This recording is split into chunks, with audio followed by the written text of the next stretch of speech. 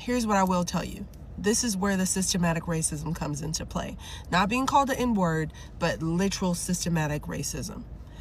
They come in and tell me, we cannot give your daughter your breast milk because we found drugs in your system. This black woman faced a medical racism immediately after she did a cesarean section in the hospital. This was just barely 2 hours, and they were trying to tell her that they found marijuana in her breast milk after they tested it. They were going to introduce a new formula to test on a 1-pound baby, and telling her that she usually take weed and all of that, and they found evidence in her breast milk. She's there telling them that no, I do not take weed, I do not smoke, I don't even stay around people that do such. You guys, let me show you all this video. Story time on how racism is systematic. I'm pregnant, I'm a black woman. I go into labor with my baby. They tell me what's going to happen. Baby comes, baby's premature. I breastfeed my children. Shocking, right? Because apparently black women don't do that. But here's what I will tell you. This is where the systematic racism comes into play. Not being called the N-word, but literal systematic racism. They come in and tell me, we cannot give your daughter your breast milk because we found drugs in your system. I say, well, that's impossible because I don't do drugs. They say it was marijuana. I say that is also impossible because I don't smoke marijuana. They say, well, we found it in your milk and we cannot give her your milk. We're going to give her this formula. We need you to sign a paper for this formula we're going to give her. I say, fresh out of surgery, might I add, C-section, having these conversations. Daughter is 1 pound. I'm stressed out. They're telling me I'm a drug addict. Don't do drugs. So they then come in, a bunch of white women come in and say, well, do you eat lemon poppy seed? No, I don't. Actually, I'm actually vegan and I don't do any drugs. They then say, well, maybe your neighbors gave you some brownies. Maybe your neighbors made some brownies and it had weed in it and you didn't know. I say, I live in a community of people who don't make weed brownies. It's a 4-bedroom, 2-bath house, over 2,000 square feet, 2-car garage. I don't smoke marijuana or eat marijuana brownies. They say, well, we found it in there. I said it couldn't be mine. So now I am fresh out of surgery from being cut open on my stomach, being told by all of these white women that I live in a community that makes brownies and drugs me, right? Like I'm being drugged by my neighbors unknowingly, and I'm also doing drugs while pregnant. This is all being told to me fresh out of being cut open with a child that's 1 pound. Don't know if she's gonna survive. No medical care or attention. It took for the hospital, the president of the hospital, to be called, demanding to retest my milk or there's going to be a lawsuit. I am post-surgery, guys. Not even 2 hours, let alone 12, okay? I'm post-surgery and I have to advocate for my child, my black daughter, to drink her black mother's breast milk because I'm being gaslit this whole time so that they, and here's the kicker. What actually happened is they wanted to test a formula out on my daughter. And if you don't know this, trials and tests and studies are done a lot on black babies because unknowingly they think that black people are uneducated and they get you in a state where you are in survival mode and you don't take a second to pause and think and make an informed decision. So they thought the likelihood of me being a black woman and smoking weed while pregnant was high based on statistics. Well, guess what? They tested my milk and the demand was you need to retest the same milk. You need to retest it. And guess what? There was no marijuana. And my daughter got to drink breast milk. I'm saying all that to say, when we think about systematic oppression, we do not understand how deep it runs.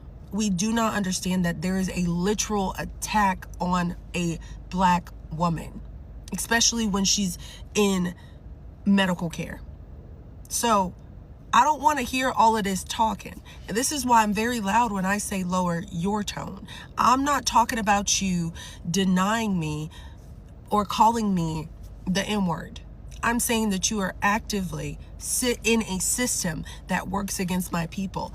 And I'm not going to shut up about it because I know what it means to be systematically oppressed, experience systematic racism. Less than 2 hours after being cut open and having a baby that's 1 pound.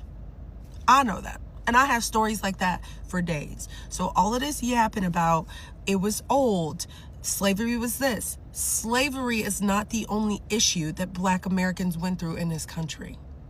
Okay? We know the date slavery started and the day it ended. And it hasn't stopped white people from being systematically oppressive towards my people. So I don't want to hear it. Okay? Lower your tone.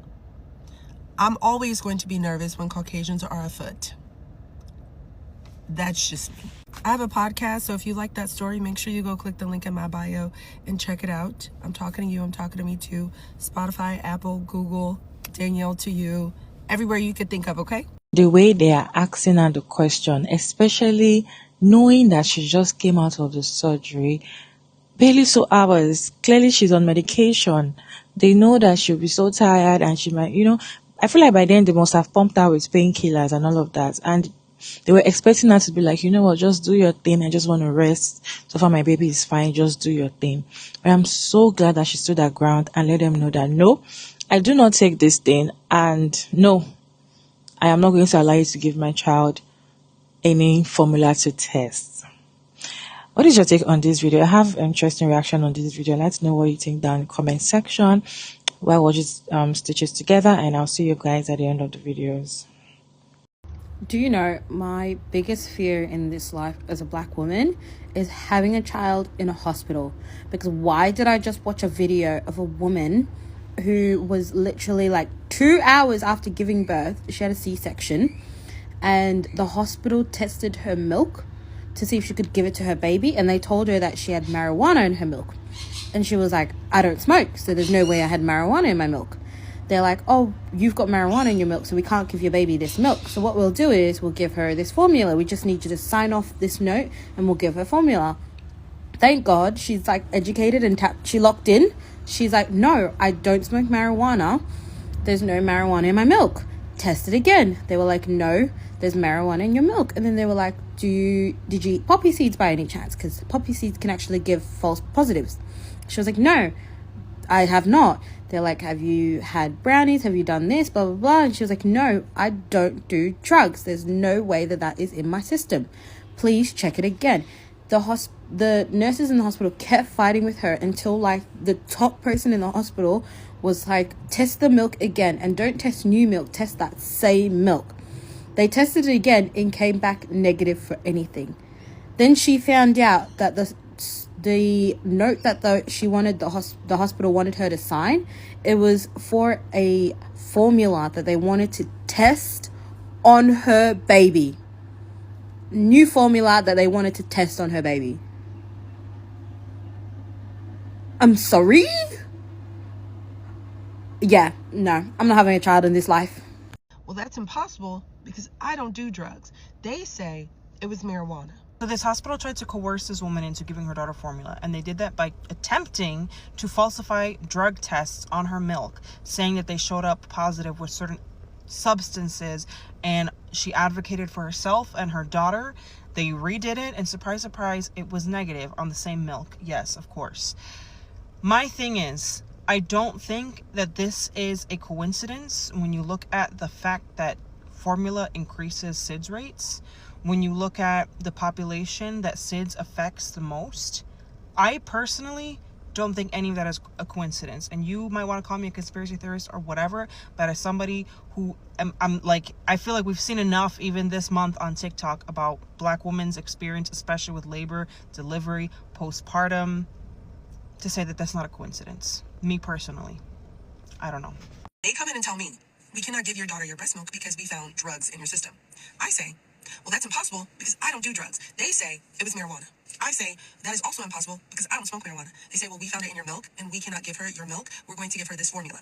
we need you to sign a paper for this formula we're going to give her. Daughter is 1 pound. I'm stressed out. So they then come in, a bunch of white women come in and say, well, do you eat lemon poppy seed? No, I don't. Actually, I'm actually vegan and I don't do any drugs. They then say, well, maybe your neighbors gave you some brownies. I don't smoke marijuana or eat marijuana brownies. They say, well, we found it in there. I said it couldn't be mine. I'm also not going to shut up about it. Hi, my name is Kayla Natalie and I'm a certified birth doula. This video was sent to me probably 10 times over the last 12 hours. And unfortunately, my jaw was firmly in place the entire time, because this is not the first, nor will this probably be the last time that this specific thing happens. If you cannot see the problem in what just happened and what has happened to this mom and what keeps happening, then you are part of the problem. Black women and women of color are 3 to 4 times more likely to be coerced, to not be listened to, and to die during childbirth. And it's not because Black people are more susceptible to conditions or birth complications. It's simply for the fact of medical racism. That is all this comes down to. Black women have been systemically, racially oppressed for centuries. And until someone does something within the system, this is not going to change. But we sure as shit can make it go viral online. In fact, in the last video that I talked about just a few days ago, unfortunately, of another Black woman just not being listened to, I got multiple comments saying, well, why are you talking about this online? Online presence is not going to make a difference, and I need you to stop. I need you to stop. One thing that lawmakers and the system is scared of is public outrage. We quite literally would have zero rights if it wasn't for people talking out about things that are oppressive. And in today's society of social media, we are able to gather more people and to be louder than the system is. This situation should have never happened.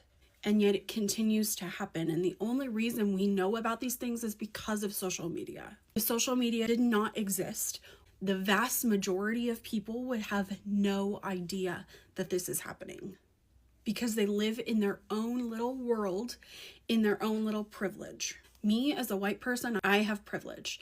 And you bet sure as shit that I'm going to talk about it, because I'm going to use my privilege for good. I'm going to use my privilege for people that do not have the same privilege that I do. And if you are also white and you cannot do the same thing, you are part of the problem. They used statistics against this woman. They used the statistics of her possibly being a drug addict because of the color of her skin. All so they could use a formula on this 1 pound baby that they didn't even know would survive. Truly, if you cannot see the problem in that, you are the problem. Black women, Black men, Black people are faced with medical racism everywhere, especially pregnant women. And this thing, I just thank God for social media, and especially TikTok, bringing all these things for us to see. Because just assuming there was no TikTok and nobody would just know what happened. The other time, pregnant women, Black women that were going to the hospital, they want to put to bed, you see the way the nurses are attending to them, sending them out. Like, I just feel like this is getting scary, you guys. And I can imagine a lot of Black women that they must have convinced after putting to bed that they had something in their breast milk, and they will start using Black babies as their lab rats to test the formula that they're not sure if it's going to keep the baby alive or not. They're not even concerned about the baby weighing 1 pound. They're not even concerned about, they just want to just use Black babies as lab rats to test on their formula and see if, this is just getting very scary. And I feel like glad she stood her ground and did not allow them to gaslight her by making her think that probably there's been a way, maybe she must have eaten brownies. Probably she'll start thinking, okay, did my neighbor give me brownies, or did my sister give me brownies? I'm so glad that she stood her ground and did not allow them to gaslight that. You guys, what's your take on this video? Let me know your thoughts about this video down in the comment section. Respectfully, as always, check out Mara Davids, and thank you all so much for tuning in today's video. I hope you enjoyed this one. Please like and share and subscribe, and I'll see you in my next one, guys.